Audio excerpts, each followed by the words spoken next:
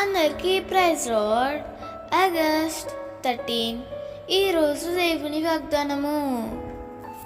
దేవుడు తగిన సమయమందు మిమ్మును హెచ్చించునట్లు ఆయన బలిష్టమైన చేతి క్రింద దీన మనస్కులై యుండుడి.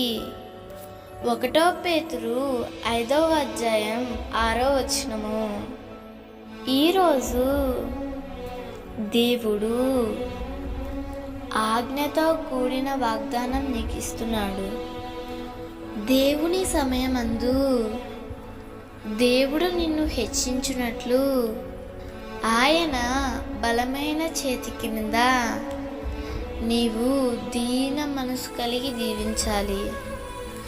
దేవుడు నిన్ను ఎంతో హెచ్చించాలని ఆశపడుతున్నావు కదూ. ఆ ఆశ నెరవేరాలంటే ఆయన ఆజ్ఞ కూడా పాటించాలి. నీ తల క్రిందకు దించబడినప్పుడే దేవుడు దానిని పైకెత్తుతాడు. దీనత్వం అనేది ఘనతకు దారి తీస్తుంది. విధేయత అనేది హెచ్చింపు కలుగజేస్తుంది. నిన్ను క్రిందకు అణిచిపెట్టి ఉంచిన దేవుని చేతులే నిన్ను హెచ్చించడానికి ఎదురు చూస్తున్నాయి. నీవు ఆశీర్వాదాలను భరించగల స్థాయికి వచ్చినప్పుడు ఆయన నిన్ను తప్పక హెచ్చిస్తాడు.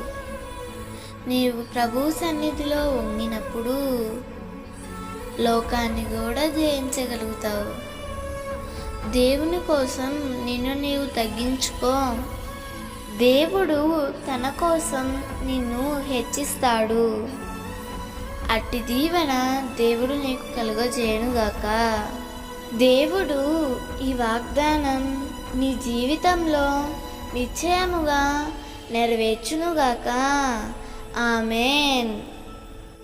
ఈ వాగ్దానం మీకు దీవెనగా ఉన్నట్లయితే తప్పకుండా మీ బంధువులకు, స్నేహితులకు షేర్ చేయండి, లైక్ చేయండి, ఆమేన్ అని కామెంట్ చేయండి.